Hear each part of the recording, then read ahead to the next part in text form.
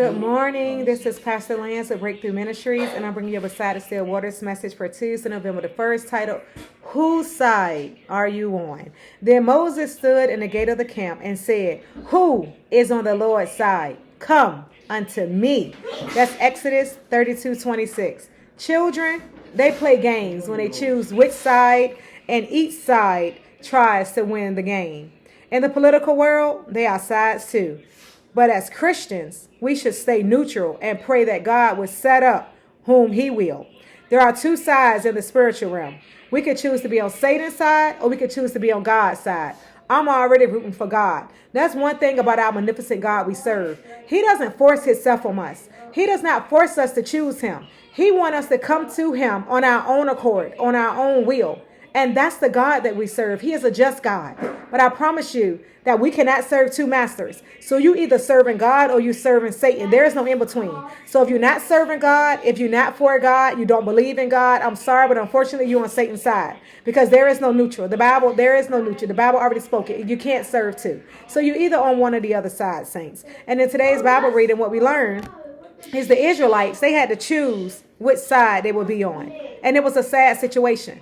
Because, guys, unfortunately, sometimes when we don't have what we want, when we want, and knowing the reason why we want it, we tend to go to the easier side, which is Satan's side. We tend to go to the flesh. We tend to go that way instead of going to the spiritual side, instead of being in the spirit, serving, worshiping, praising, and living out the purpose that God have created us for. Because God didn't create you just to walk around like a dead zombie. God created you to be purposeful in his world. Because although right here now is temporary, what you're grounding and building here, you're storing up in heaven. So you're storing where God is already at. Your treasures are stored in heaven. Everything you do now is being prepared for the way that you are going. And a lot of us, because we don't see the results now, we tend to give up on where we're going. And we just function on where we're at.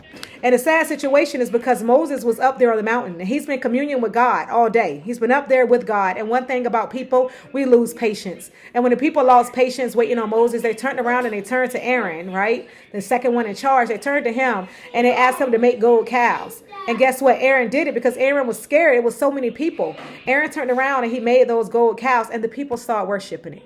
Why? Because they couldn't wait on God. And a lot of us now, we have created situations in our life because we was impatient with God. And now we're suffering the circumstances of those situations. We're suffering because we didn't wait on God. And God, one thing I learned is he is an on-time God. He's not going to come down and do it when you want it, how you want it. But the way that God ordains it, prepare it, will be better than the way that you was going to choose. But because we're impatient, we sit here, we fall into the traps that we make for ourselves. Some of us have made debt 10 years ago when we didn't see the debt then, but now we're living in that debt right now. A lot of us made bad choices 10 years ago, and right then it didn't seem like a bad choice, but we're living in those choices now. And that's what happens, guys, when we are impatient and don't wait on God. So when Moses came back down, he witnessed what he saw. So he turned around and he burned the calf and he grounded it with powder. He put it in the water. And you know what he did? He made the people drink it. They're drinking what they made. And a lot of us are living and drinking and eating what it is that we made, right? All those bad mistakes that we made, all of those things we turned around. A lot of us are worshiping things and idolizing things that we're not even aware what we're idolizing. You need to call on God and ask him to show it to you, because a lot of us are idolizing things and we're not supposed to idolize anything. All we're doing is getting God angry. And God has a wrath that I promise none of us want to come upon us. And then Moses stood in the camp and he called, who is on the Lord's side? Because sometimes a lot of us, we don't know where we're at. We don't know which side we belong on. So sometimes somebody got to come out and say, whose side are you on? Whose side are you on? There's so much conflict and chaos going on in this world right now that sometimes we got to pause and we have to know whose side are we on? Because some of us are involved in gossip. We're involved in lies. We're involved in conflict. We're involved in chaos. We are involved in some things. And we're getting a little confused because we're saying we're worshiping God, but we're doing all of the characteristics of Satan. Well, you can't serve two masters. You can't be in between. So sometimes you got to stop and you have to ask yourself, whose side am I on? Because I can't just go with the crowd.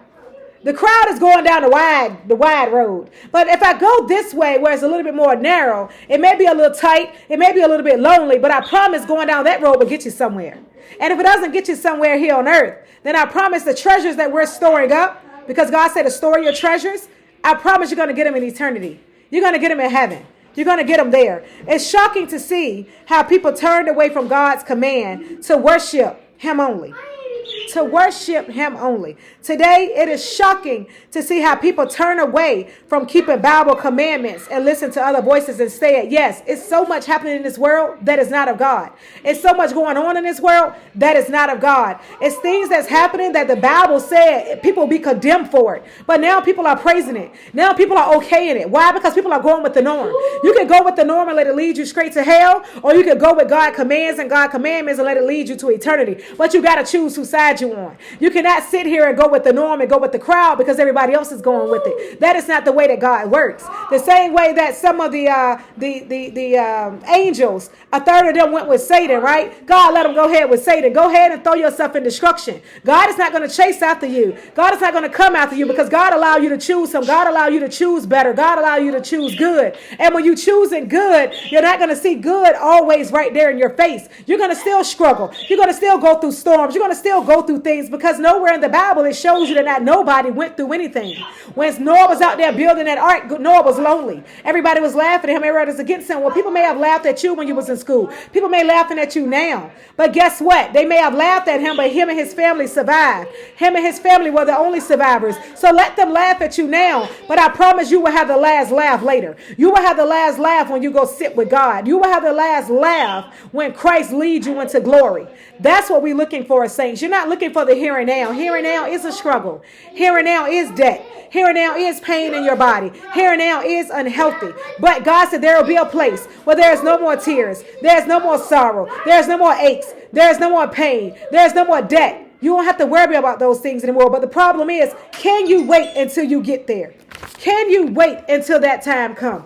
Can you wait is the question that God is asking you. And only you can answer. Are you able to wait on the Lord? Because in 1 Timothy 4:1, we read that in the latter times, some shall depart from the faith, giving heed to seducing spirits and doctrines of devils. Well, let me tell you guys something.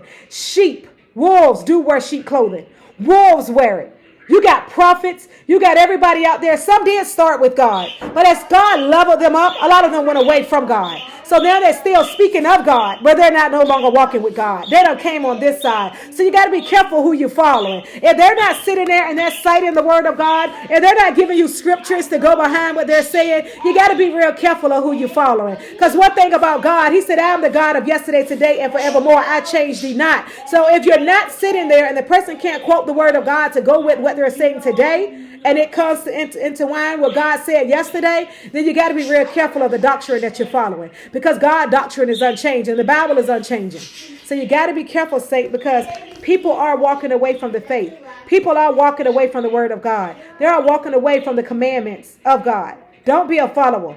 Be a follower of the Spirit. Be a follower of the shepherd. But do not be a follower of other sheep. Because I promise you that wolves do wear their clothing. Whose side are you on? Remember the golden calf. Of this world, it has nothing to offer us, saint. It have nothing. Everything this world has is temporary. God has set before us life and death, and he makes loving appeal that we choose life. Let us determine to serve the Lord alone. As we are faithful to that commitment, we will have peace and joy in this life and the hope of heaven in the end. If you're not having peace in this life, guys, and if it's not a test that God is trying to level you up or to get you to come over to be a testimony unto somebody else, then you have to ask yourself, am I on the right side? Am I following the calling of the Lord? I am up first thing this morning, bird chirping, kids are talking, husband is working, but I'm telling you, the word of God has to come out.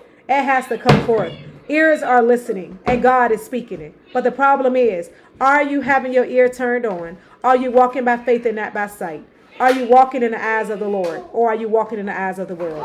You have to choose what side you on.